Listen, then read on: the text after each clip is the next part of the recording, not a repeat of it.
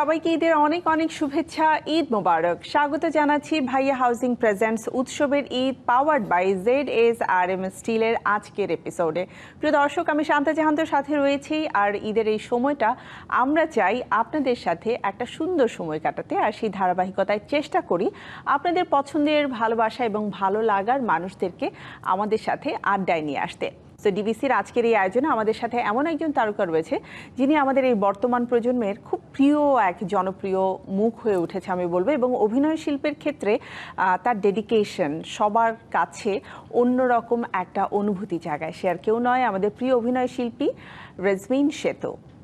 অনেক অনেক শুভেচ্ছা সেতু, ঈদ মোবারক। ঈদ মোবারক। কেমন আছো? এই তো খুব ভালো আছি, আপনি কেমন আছেন? খুবই ভালো আছি। তোমার সাথে অনেকটা দিন পরে আমার দেখা হলো। হ্যাঁ। আর এই সময়টাতে আমি সেতুর অনেক অনেক কাজ দেখেছি। মানে নাটক করছো, মিউজিক ভিডিও করছো। আমার তো মনে হয় কিছুদিন পর আমি চলচ্চিত্রেও দেখবো সেতুকে। সেই অপেক্ষায় আছি। ঈদ কেমন কাটছে বলো? ঈদ তো ভালোই কাটছে, বরাবরের মতোই। বিভিন্ন কাজ থাকে, কাজ দেখার সময়ে সব মিলিয়ে খুব ভালোই চলছে আর কি। ওকে, ঈদের আগে তো নিশ্চয়ই অনেক ব্যস্ততা গেছে, কারণ ঈদে তোমার ব্যাক টু ব্যাক অনেকগুলো নতুন কাজ গেল, এবং সব আমি বলবো টপ সেলিব্রিটিজ অ্যান্ড তারকাদের সাথে। মোশাররফ ভাই আছে, চঞ্চল ভাই আছে, এবং যারা বর্তমান সময়ে খুবই হার্টথ্রব তাদের সাথেও তোমার কাজ যাচ্ছে। একটু কাজের গল্প আগে শুনি। এবার ঈদে তো 7 পর্বের যে সিরিজ আছে সেগুলো করেছিলাম 4টা, অনেকগুলো করেছি আর কি। তো তার মানে আমি যদি 4কে 7 দিয়ে গুণ করি 28টা এপিসোড তোমার শুধুমাত্র নাটকের। হ্যাঁ। তো তারপর বেশ ভালোই গিয়েছে, জনপ্রিয়তা পেয়েছে, ভালো সাড়া জাগিয়েছে। আর তার মধ্যে যে সিঙ্গেল নাটক করেছে ওটাও হচ্ছে মোশাররফ ভাইয়ের সাথে, ডিরেক্টর হচ্ছে সোহেল রানা ইমন। তো বরাবরের মতো এই কাজগুলো সব ভালো যাচ্ছে, আশা করি সব দিক থেকে ভালো হবে আর কি, সামনে আরো ভালো কাজ করতে পারবো। কাজের গল্পের পাশাপাশি তোমার নিজের গল্প যদি শুনতে চাই, সেটা হচ্ছে নিয়মিত বড় তারকাদের সাথে কাজ করা মানে হচ্ছে ব্যস্ততা, নিজেকে প্রিপেয়ার করা এবং চরিত্রগুলোকে ধারণ করা। তো সে তো অ্যাকচুয়ালি নিজেকে নিয়ে কিভাবে কাজ করে, যে আমাদের তো সেলফ গ্রুমিং এর একটা দরকার হয়, তো সেই জায়গা থেকে সে তো কি কি কাজ করে? আমি আসলে ওভাবে মেনশন করার মতো কিছু করা হয় না। যখন গল্পটা শুনি, চরিত্র নিয়ে ভাবি, তখন আসলে কল্পনায় চলে আসে যে আমার এই ক্যারেক্টারটা কী রকম হওয়া উচিত, কিভাবে কি কস্টিউম পরা উচিত, ওই সেন্সটা আছে আর কি। তো সেজন্য সব কাজগুলো সহজ হয়ে যায়, ওভাবে ভাবি। তাছাড়া তো এখনকার কাজে তো আমাদের খুব একটা সময় পাওয়া যাচ্ছে না। দেখা গিয়েছে 3-4 দিন আগে থেকে বলছে, বা স্ক্রিপ্টও দিচ্ছে 2-1 দিন আগে থেকে। তো আগের দিন রাতেও আসলে ক্যারেক্টার এভরিথিং সবকিছু ফাইনালাইজ, সময় খুব স্বল্পতার জন্য এটা হচ্ছে। তো আমাদের উপর একটু টাফ হয়ে যাচ্ছে, তারপর আমরা মানিয়ে নিচ্ছি আর কি, যেহেতু করতে পারছি, সময়ের সাথে তাল মিলিয়ে চলতে হচ্ছে।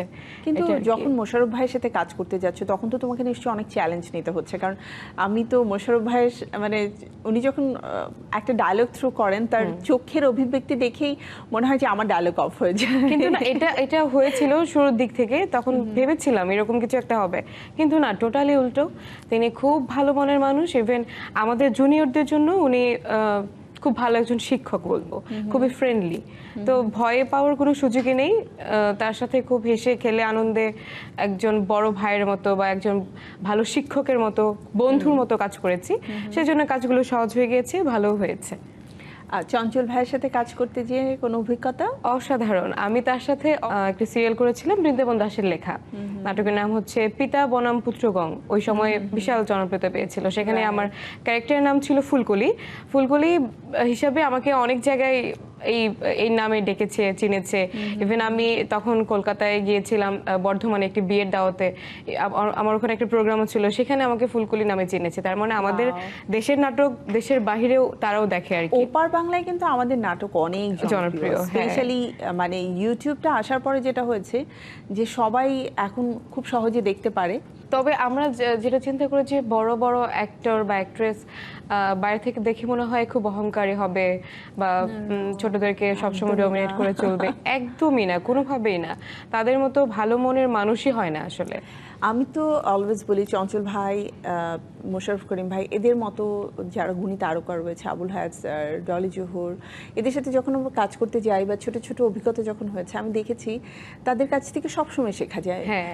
তুমি কি কখনো ভেবেছিলে যে আসলে তুমি অভিনেত্রী হবে এবং এত নাম হবে, এত বড় বড় মানুষদের সাথে তোমার কাজ করার সুযোগ হবে? আমি আসলে ভেবেছিলাম, তার কারণ হচ্ছে আমি ক্লাস 1-এ ভর্তি হবার আগেই আমার মা আমাকে নাচের স্কুলে ভর্তি করেছিল। তো ওই আচ্ছা। চিন্তাধারা থেকে যে আমার মেয়ে বড় পর্দায় কাজ করবে, টিভিতে দেখবো, টিভির পর্দায় দেখবো। Wow. তো তখন থেকে চিন্তা ভাবনা আন্টির আমার স্বপ্ন তোমাকে দিয়ে পূরণ হ্যাঁ করেছে। এক্স্যাক্টলি, ওইখান থেকে চিন্তা ভাবনা আমার মাথায় বা আমার ব্রেনে এমন ভাবে ঢুকে দেওয়া হয়েছে যে ছোটবেলা থেকে সেট হয়ে থাকবে, আমি নায়িকা হব, অভিনয় শিল্পী হব, বড় বড় কাজ করব, টিভিতে আমাকে সবাই দেখবে, এটাই। এখন সেটাই সবটাই নিয়েই তুমি হাঁটছি। বেড়ে উঠেছো। আচ্ছা, কাজের গল্প অনেক হলো, আমি আবারও একটু ঈদের গল্পে যেতে চাই। ছোটবেলার ঈদ আর বড়বেলার ঈদ পার্থক্য কোথায়? অনেক পার্থক্য। ছোটবেলায় অনেক মজা ছিল, কিন্তু বড়বেলায় এসে কোথাও যেন সবকিছু আছে, তারপরেও থেকেও নাই এরকম মনে হয়। আনন্দটাকে আমরা একটু মিস করি, তাই না? খুবই মিস করি। আর আমার যেহেতু বাবা নাই, আমি আমার বাবাকে খুব মিস করি। আর সেখান থেকে এখন যেহেতু আমি বড় মেয়ে, আমার এখন দিতে হয় সবাইকে, সেদিক থেকে একদিকে ভালো লাগে, আর একদিকে আমি তো পাচ্ছি না, আমাকে তো দিতে হচ্ছে। তো দেওয়ার মাঝে একটা আনন্দ, এটাও ভালো লাগে। মানে যে আসলে পরিবারের অনেক দায়িত্ব পালন করে, অন্য মানুষগুলো মনে করে সে তো সবাইকেই দিচ্ছে, তার আসলে আর দেয়ার কি আছে, তাকে দেয়ার কি আছে।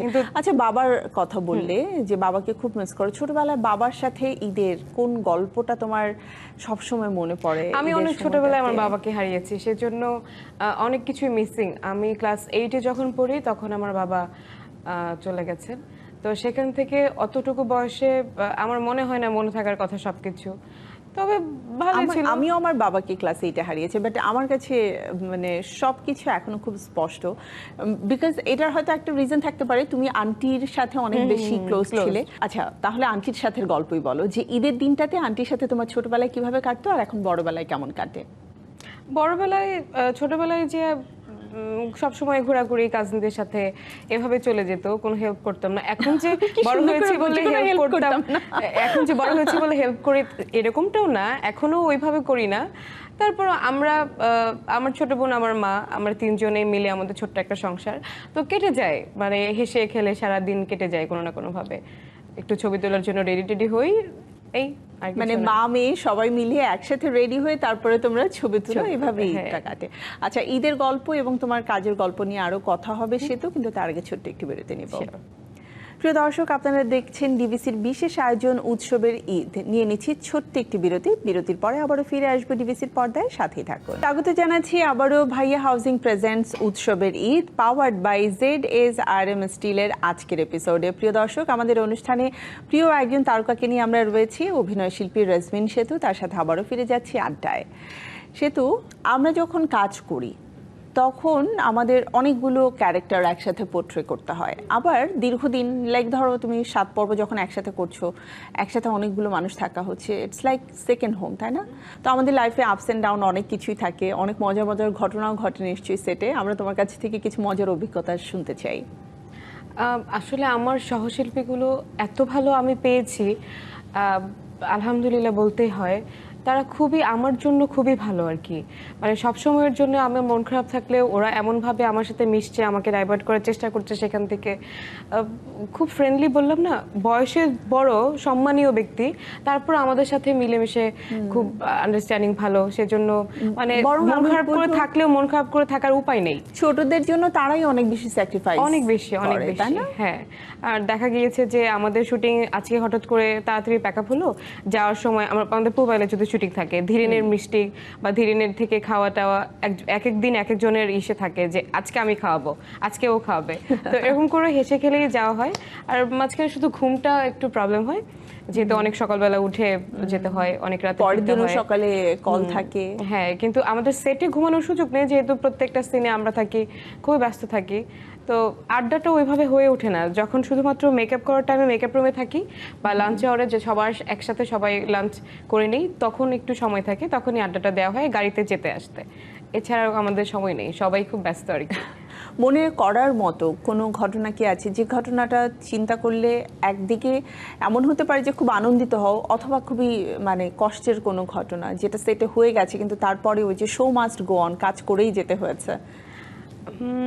এরকম হয়েছে, পার্সোনাল লাইফে অনেক ঝামেলা পোহাতে হয়েছে। তো সেখান থেকে আমি কাজ করছি কিন্তু আমি আমার ফোনে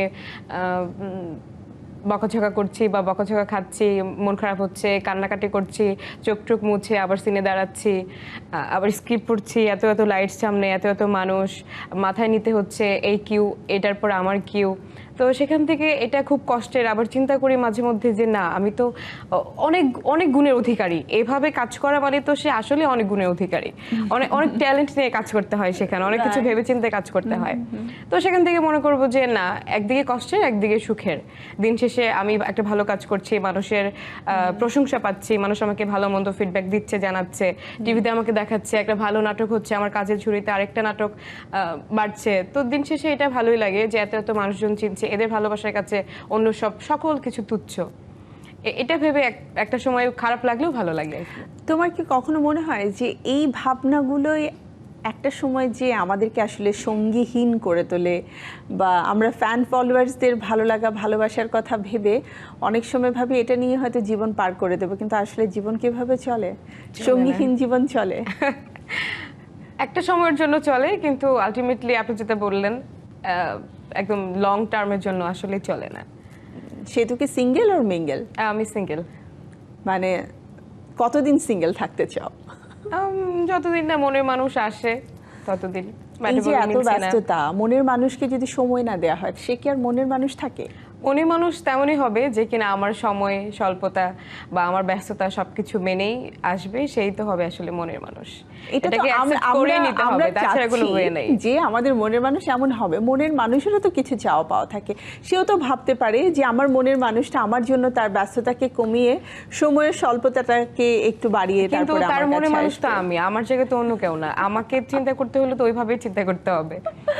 হ্যাঁ, এই একটা জায়গাতে কিন্তু আমরা শিল্পীরা অনেক স্বার্থপর, নিজেদের কাজকে আমরা একদম ছাড় দিতে চাই না, এবং এই বিষয়টাই একটা সময় যে তুমি দেখবে এটাও চিন্তা করতে হবে, আমাকে তো সেই কাজ থেকে পেয়েছে, সে আমাকে কোথা থেকে পেয়েছে?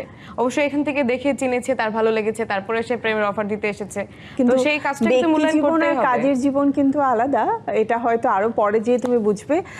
তুমি যে বললে না যে আমার বোন মা এদের সবাইকে নিয়ে আমার খুব সুন্দর একটা সময় কেটে যায়, কিন্তু তুমি দেখো তোমার বয়সী বা তোমার ফ্রেন্ড সার্কেলের মধ্যে অনেকেই রয়েছে যারা সব ফ্রেন্ডরা মিলে খুব আড্ডা দিচ্ছে, একসাথে ঘুরতে যাচ্ছে, বাইরে খাওয়া দাওয়া করছে। আমার এটা হয় নাই, মানে ছোটবেলা থেকে আমার এটা হয়ে ওঠে নাই। আমি স্কুল থেকে কখনো একটু ঘুরতেও যাইনি বন্ধুদের সাথে। সবসময় ভয় পেতাম যে হ্যাঁ আম্মু দেখে ফেলবে, আম্মু জেনে ফেলবে। আমার তো করা ছিল, একটু করা। আম্মুর শাসনে আছে বলে এখন পর্যন্ত হয়তো ভালো আছি, এটা আমার মনে হয়, আমার পয়েন্ট অফ ভিউ থেকে দেখে বলি আর কি। ব্যাপারটা কি এরকম যে সে তো ছোটবেলা থেকে বাবাকে হারিয়ে খুবই রেসপন্সিবিলিটি নিয়ে লাইফ লিড করেছে বলে খুব স্ট্রেট ফরওয়ার্ড। একদম, মানে দায়িত্ব নেওয়া খুবই কষ্টের, আর সেখান থেকে দায়িত্ব নেওয়ার বয়স হওয়ার আগেই দায়িত্ব পেয়েছি, সেটা আমার জন্য কি বলবো খুব কঠিন। শুধু আমার জন্য না, প্রত্যেকের জন্যই দায়িত্বপ্রাপ্ত হওয়ার আগেই দায়িত্ব নেওয়া। তো আমার উপরে অনেক দায়িত্ব, এটাকেই মেনে নিতে হবে, বেছে নিতে হবে, সেই জন্য এরকম হয়ে গেছে আর কি। তো সেতুকে যে ভালোবাসবে তাকে কিন্তু দায়িত্বশীল হয়ে তারপরে সেতুর কাছে আসতে হবে, আর কোনো ওয়ে নেই। অ্যান্ড সেতুর সাথে কথা বলে বোঝা যাচ্ছে সেতু খুব স্ট্রেট ফরওয়ার্ড। সেতুকে যদি আমরা এক কথায় ডিসক্রাইব করতে চাই, সে কি রোমান্টিক নাকি খুব কাঠখোট্টা? ডিপেন্ডস। না, কিন্তু একজন মানুষ হিসেবে, ব্যক্তি মানুষ সেতু আসলে কেমন? তুমি তোমার নিজেকে ডেসক্রাইব করো তাহলে। আমি অনেকটা বোকা, খুব সহজ সরল, যেটা জীবনে চলার পথে খুব বাধা হয়ে দাঁড়ায় আর কি। কেন নিজেকে বোকা মনে হয়? অনেক জায়গায় ঠকেছি আর কি, অনেক জায়গায় দেখেছি, আর 100 জনের মধ্যে 80 জনে বলে আমি বোকা। তো সেই জন্য আসলেই তাই, মানুষ যেটা বলে সেটা সত্যি করে নিয়েছো। একদমই। সেটা তো অনেক চরিত্র করা হয়েছে, কোনো ড্রিমি ক্যারেক্টার কি এখনো তোমার লাইফে রয়েছে যে এই চরিত্রটা করতে পারলে খুব ভালো লাগবে, আমি চাই করতে? ইদানিং বলবো না, লাস্ট 3-4 বছর ধরে আমি একটা সিরিজ দেখি, তার্কিশ, সুলতান সুলাইমান। তো সেখানকার আমার আমার ড্রিমই না, মানে আমার ভালো লাগে হুররাম চরিত্রটি, আমার খুব ভালো লাগে। মানে আমি করতে পারলে না, হুররাম ইজ লাইক আমাদের সবার জন্য একটা আইকনিক ক্যারেক্টার, তাই না? মনে মনে আমরা সবাই হুররাম সুলতান হতে চাই। খুবই খুবই, তো সেটা খুব ভালো লাগে, সেটা করার চিন্তা ভাবনা বা ড্রিম সব তো ওইভাবে দেখে না, কিন্তু ভালো লাগে আর কি। ওকে, ওর মানে dress up, get up, the way she is talking like অন্যরকম। আমাদের দেশের তোমার পছন্দের সবচাইতে মানে প্রিয় চরিত্র যেটা তুমি করেছো অলরেডি? আসলে সবগুলোই প্রিয়, ওইভাবে স্পেসিফিক্যালি একটা যে প্রিয় হয়ে উঠবে তা না। আমার তো এখন পর্যন্ত কেবল শুরু করেছি, 4-5 বছর হয় শুরু করেছি, তো সেখান থেকে বলবো যে অনেক চরিত্রই করা হয়ে ওঠেনি এখন পর্যন্ত, কিন্তু এখন পর্যন্ত যতগুলো করেছি খুবই, সবগুলোই খুবই ভালো, খুব মানে বলবো আনন্দের, কিন্তু ওইভাবে মেনশন করার চিন্তা ভাবনা আমার মধ্যে আনতে বউ পারিনি। চরিত্র হতে কেমন লাগে? ভালোই লাগে, ভালো। কেমন ভালো? অনেকে তো চিন্তা করে, ইস মোশাররফ ভাইকে যদি দেখতে পেতাম। তো সেই জায়গায় তোমার এই যে স্বল্প একটা ক্যারিয়ার, তুমি যেটি বললে 4-5 বছর, এখন তুমি এত বড় বড় তারকাদের সাথে, মানে আমাদের টিভি ইন্ডাস্ট্রির তথা চলচ্চিত্রের দুই জায়গাতেই যারা সমানভাবে দাপটের সাথে কাজ করছে, তাদের সাথে কো আর্টিস্ট হিসেবে কাজ করছো, পেয়ার হয়ে কাজ করছো, তো ওটা আসলে কতটা এনজয় করো? অনেক অনেক বেশি। তাদের সাথে কাজ করে তো শেখা যায়, প্রথমেই বললাম, তো শেখাটা তো একদম মৃত্যুর আগ পর্যন্ত আমাদের শিক্ষা নিতে হবে, শিক্ষা পাবো বা শিখতে পারবো। তো সেখান থেকে তাদের সাথে কাজ করলে অনেকটা জ্ঞান জ্ঞান তো বাড়ে, আবার ব্যবহার বলেন, অনেক ম্যানার্স বা সবকিছু শেখা যাচ্ছে, বা মানুষজন তাদের জন্য আমাকে আরো চিনতে পারছে। একটা লং টার্ম সাস্টেইন করার জন্য আসলে একজন শিল্পীকে কেমন হতে হয় সেটা আমরা তাদের কাছ থেকে শিখতে পারি। আচ্ছা, মানে রোমান্টিকতার কোনো কিছু তো এখনো পর্যন্ত আমি সেতুর মধ্যে দেখতে পেলাম না, শুনতেও পেলাম না, বাট আমি ডায়লগ শুনতে চাই। অ্যাটলিস্ট ডায়লগ দেওয়ার ক্ষেত্রে নিশ্চয়ই সে তো খুব রোমান্টিক। মোশাররফ ভাই অথবা চঞ্চল ভাই, দুজনের যে কোনো একজনের সাথে তোমার সবচেয়ে হিট রোমান্টিক একটা ডায়লগ আজকে আমরা শুনবো। একেবারে শেষ প্রান্তে রয়েছে, তোমার ডায়লগ দিয়ে শেষ করবো আমি। এটা খুব কঠিন এই মুহূর্তে। মোশাররফ ভাইয়ের সাথে এবার 7 পর্বের একটা, আমি তার বউ ছিলাম, তো সেখান থেকে উনি আমার সাথে, মানে আমার চোখের দিকে তাকিয়ে কথা বলতে পারে না আর কি, ওইভাবে খুব ভয় পায়। আচ্ছা, মানে বউকে খুব ভয় পায়? খুব ভয় পায়, হ্যাঁ। তো আমি এরকম একটা বলতেছিলাম যে, আই তোমার না কইছি আমার মুখের উপরে কোনো কথা কইবা না, তারপর এত কথা কোত্থেকে বের হয় তোমার? হ্যাঁ, আজকের পর থেকে আমার মুখের উপর যদি তুমি একটা কথা কও, যদি শুনি, তাইলে বললাম তোমার খবর আছে। মাই গড, আমি বললাম মোহিনী, চিন্তা ভাবনা করে তারপরে কথা কইবা। বিয়ার আগে মনে আসছিল না আমার বিয়ে করার সময় কি কইছিলা? এখন সব ভুলে গেছো? হ্যাঁ, মনে যেন থাকে, সাবধান করে দিলাম, আজকের পর থেকে আমার মুখের উপরে একটা কথাও না। সকালে যদি বলি রাইট তাইলে রাইট, আর রাইটটা বলে যদি সকাল তাইলে সকাল। ঠিক আছে? ঠিক আছে, যাও চাটা গরম করে নিয়ে এসো। ও মাই গড, এরকমটা টোটালি ডিফারেন্ট। আর যদি এরকম বউ হও সে তো না, এরকমটা হবো না, আমি খুব সংসারী হব। আমার মনে হয় আমাকে সবাই খুব বলে লক্ষ্মী একটা মেয়ে, লক্ষ্মী একটা বাচ্চা। এরও তো সংসারী, হাজবেন্ডকে দিয়ে ঘরের কাজ করাচ্ছে, এদেরকে সংসারী না বলা যাবে না। আসলে না, হ্যাঁ, সবসময় বউ কেন করবে, হাজবেন্ডও করতে হবে। হ্যাঁ, দুজনের মিলেই তো সংসার, তাই না? যখন আমরা বলি আমাদের সংসার, তখন তো আর বলি না কে কাজ কম করছে কে বেশি করছে, রাইট? তো দুজনকে মিলেই কাজ করতে হবে।